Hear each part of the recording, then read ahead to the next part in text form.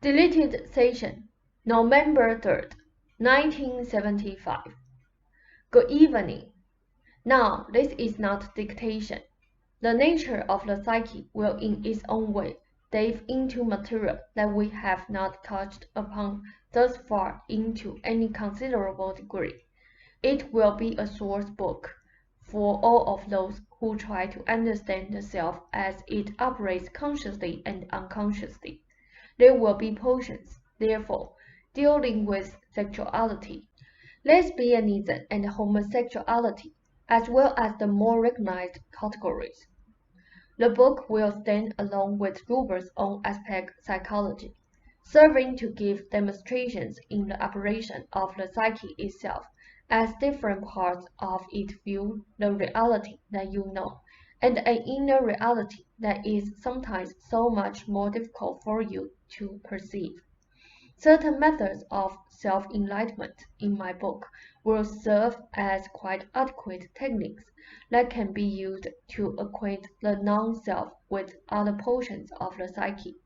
The solution to many practical problems, such as poor family relationships or health difficulties, or any specific areas of difficulty, can be more completely understood and resolved as a result of such general knowledge and overall enlightenment. Such expansion of consciousness itself automatically results in the solution of such problems.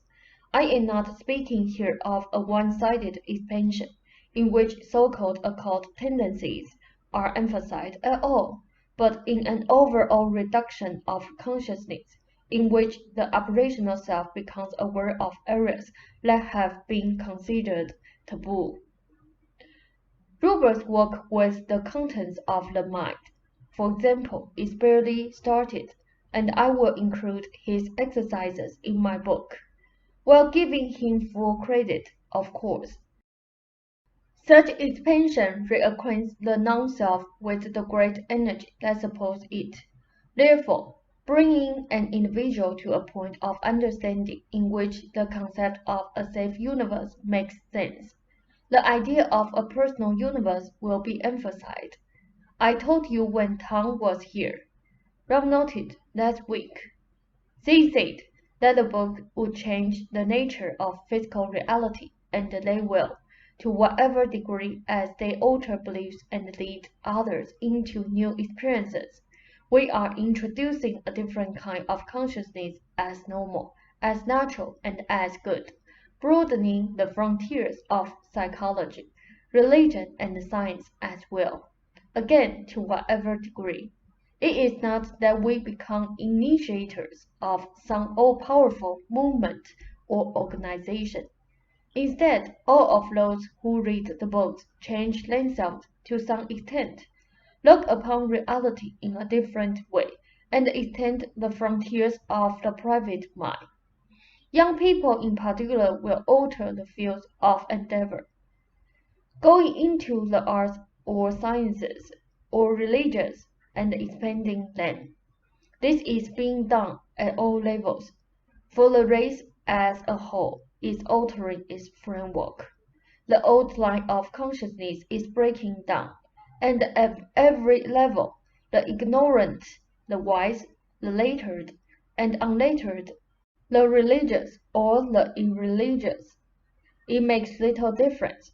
In whatever way, racial consciousness is in a time of change. We are contributors, and important ones. This does not mean we are the only contributors.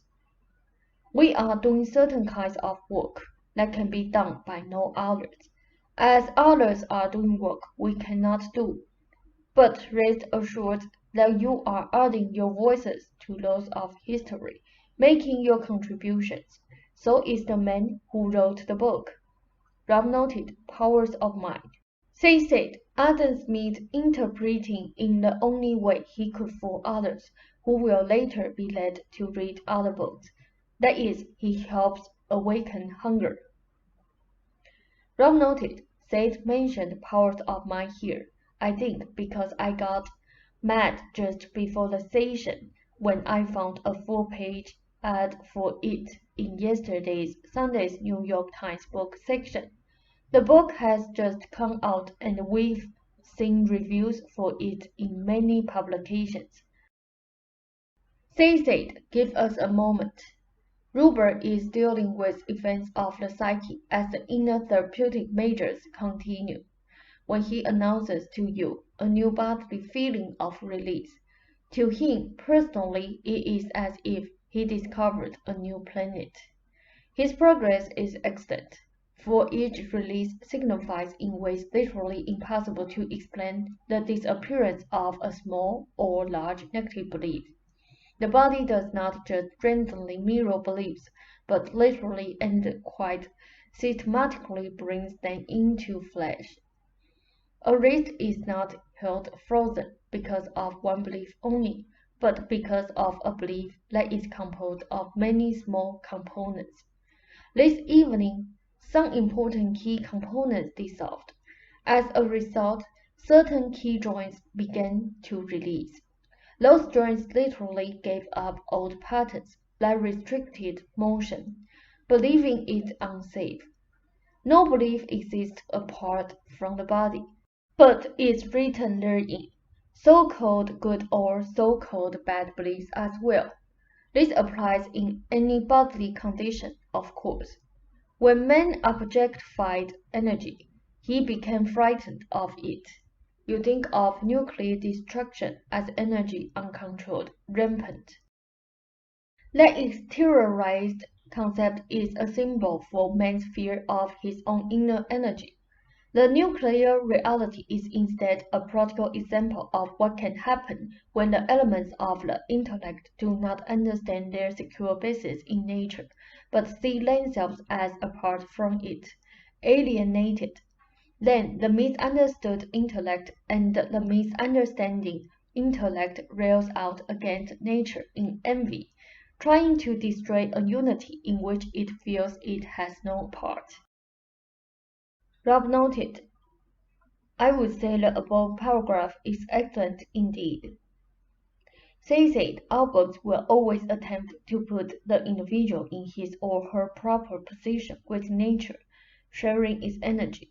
As Rupert's physical condition changes, this merely signifies a turnabout in his entire handling of himself as psyche and the self form a new alliance. Give us a moment. Rest your fingers if you wish. The pendulum is important again. You are his confidant, lover, partner, and mate, so your support and approval is paramount. You also need the reinforcement yourself of the safe universe concept. There will be more about the emotions in my latest book than before. You and Ruber should be willing to express your emotions to each other even more than you have, for they have a quickening element and are highly important in moving you from one state of awareness into another. The you applies to anyone.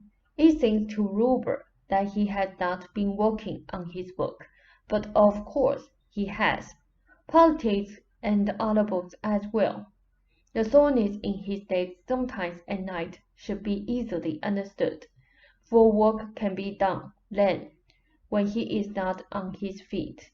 There are numberless small tendons being released, joints and nerves being reactivated. His arms have been sore at night, but he did not worry, and the results are easily showing. As he said many times, he does not work on his arms. He is balancing on his legs and feet, however. Key parts have been released in the knees, feet, and ankles, but again, these improvements trigger other improvements, while they remain operationally invisible for a while so that balance is maintained. To whatever extent each of you in your way grew up in the belief system of your times, Ruber is doing a complete turnabout.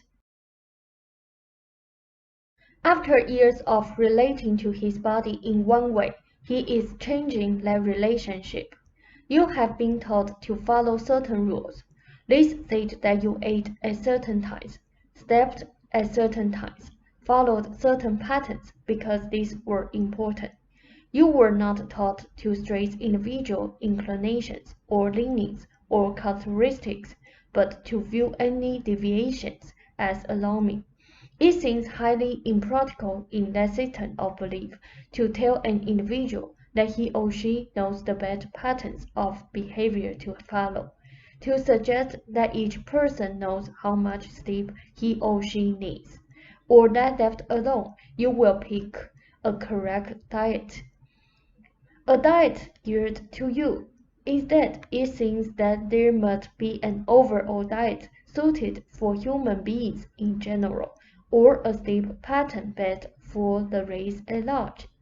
There is much ranting and raving for or against individuality. Some feel it strays too much. Yet few individuals attempt to follow the individual patterns that are etched within the flesh itself. Take your break. Now, your civilization is set up in such a way that it seems that no other organization is possible. Your ideas about the psyche are at the basis of your civilization. If you cannot trust the self, then you will see social and civic organizations primarily as ways of directing the self in certain areas, prohibiting its full power. Any work, even inconsequential work, will be seen as beneficial to take up the self's time. Your governments are set up because you do not trust the self. This does not mean that governments in the future cannot exist for the fulfillment of the self and the society. Rupert may waken in the night, feeling fairly alert, physically rested, yet his programming says that you should sleep. It seems morally wrong, not so much to work at night as to sleep till noon. If nature rhythms were followed, the greatest amounts of physical work would be produced to the greatest benefit for society at large. Even biological testing shows a false picture, for to a far greater degree than realized your biological activity follows your beliefs. You cannot equivocate. You trust the self or you do not. Rupert can quicken his recovery by trusting in it implicitly. You can quicken your own psychic experiences if you stop thinking of impediments, physical or otherwise, that seem to distract you. For example, during a nap, Rupert should get up when he feels like it, and whether or not he feels like walking.